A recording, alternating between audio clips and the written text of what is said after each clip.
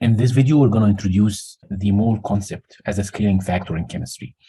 Typically, when it's difficult to handle certain process or experiment at a small scale, like for example, making a cupcake, you scale it up while holding the same initial ratio for the initial process. So if you want to make a cupcake, you take one egg and add a certain amount of ingredients to make one cupcake. But this is not efficient and it doesn't worth your time and effort to just make one cupcake. When you want to scale it up, you typically make a dozen of cupcakes. And in this case, you will keep the same ratio and scale up the experiment. So you will multiply everything you do in the previous experiment by 12 to make the experiment or the cupcake making on the scale of a dozen. That's the scaling factor in this case. Let's look at chemistry. If we think about a single atom of any element, carbon, for example, the mass single carbon atom is going to be given in the periodic table as this number right here, and it's in AMU. But how much is that in grams? And is it in a scale that allows us to handle a single carbon atom or do something with it? In order to do this conversion, we just get the mass of a single carbon atom in AMU, multiply it times the conversion factor between AMU and grams, and you can see that AMU will cancel out with AMU, and you will be left with the mass of a single carbon atom in grams, which is 1.9945 times 10 to negative 23 grams for each carbon atom. That's an extremely small size of any object, and it's absolutely impossible that we can handle it or do anything with it. So we have to scale our samples of any element that we deal with, scale it up to a certain level that allows us to handle that sample. And instead of the 12 scaling factor in case of the dozen, we define a new scaling factor and we call it the mole. If you invert that number mathematically, it means a scaling factor of 6.022 times 10 to 23 atoms. And the reason why we use that huge number is that any other scaling factor is not enough. 1 million atoms is not enough, still too small. 1 trillion atoms is not enough, it's too small. So we need that huge scaling factor. But another very important reason why we specifically use this number is that if you look at the number, you will see that it's basically the inverse of the conversion factor between a gram and AMU. And that makes the calculation becomes very easy because it will, once you scale up that number of carbon atoms, it will have a mass that is numerically the same as the mass of a single carbon atom. So a single carbon atom is going to have a mass of 12.011 AMU, and the mass of that scaled up sample in grams is going to be numerically the same value, 12.011 grams. Okay, so the scaling up factor in case of atoms is called the mole. That's the typical scaling factor used by chemists. And 1 mole of anything is going to contain 6.022 times 10 to 23 units or particles of that thing.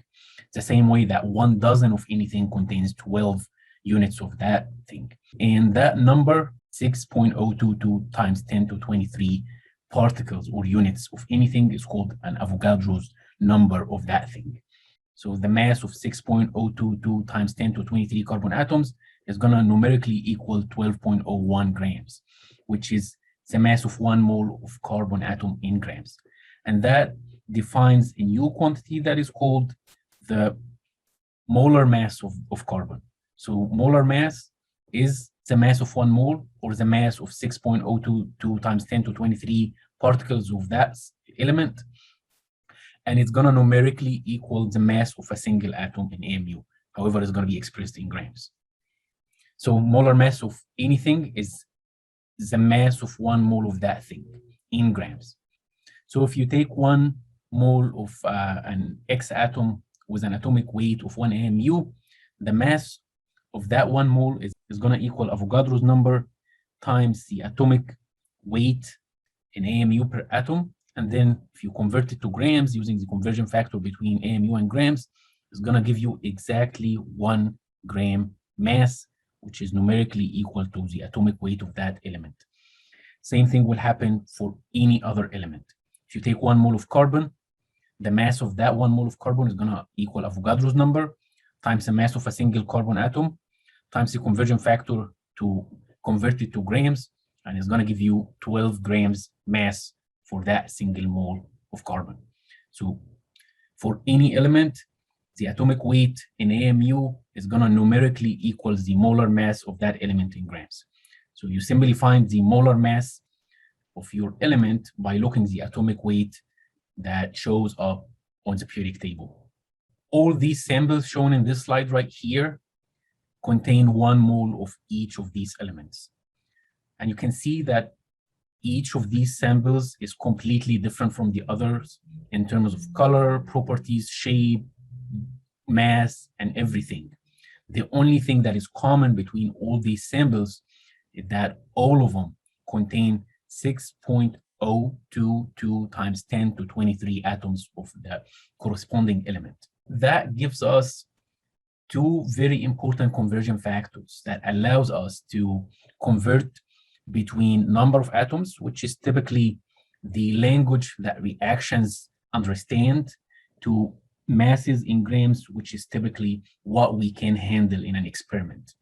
So to interconvert between these 2 quantities, we will use an intermediate concept, which is the number of moles in your sample. So we will go from atoms to moles to grams, or from grams to moles to atoms. And what we will use for the first conversion, atoms to moles, is Avogadro's number, because Avogadro's number is basically a ratio between the number of atoms and the number of moles in your sample.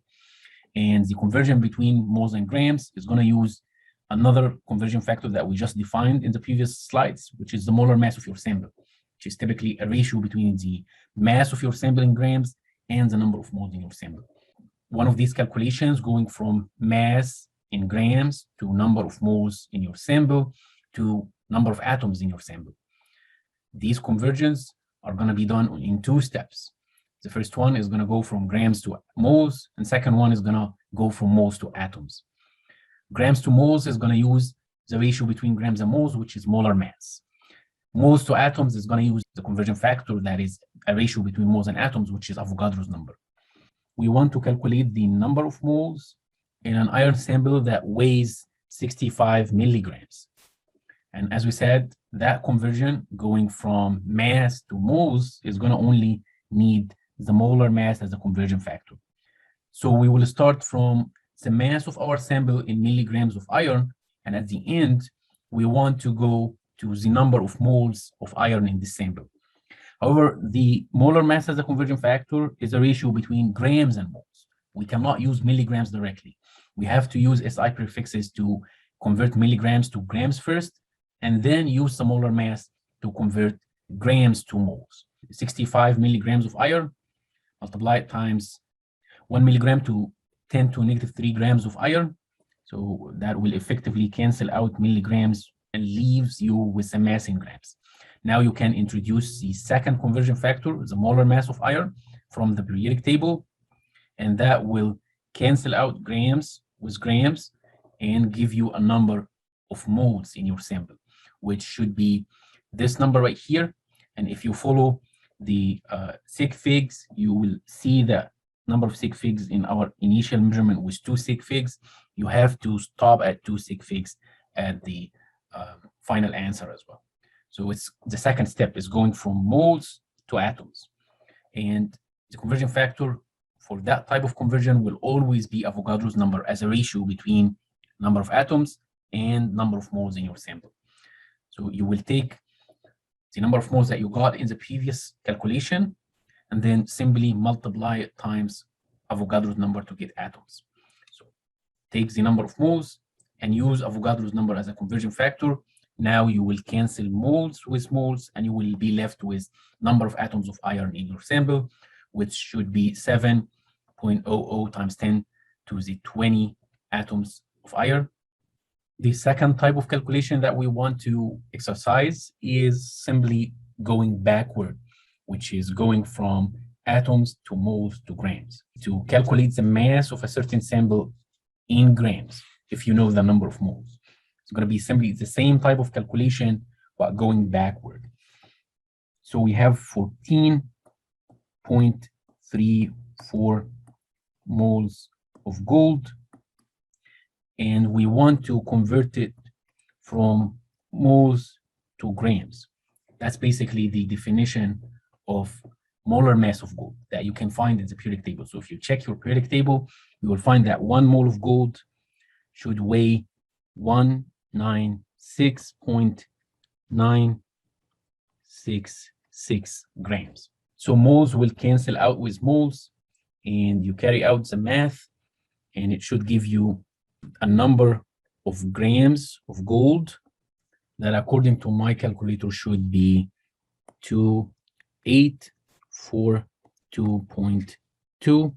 However, since we have 4 sig figs in that initial number of moles that we were given, we will stop at only 4 sig figs right here. So we will round this to 2842 grams of gold.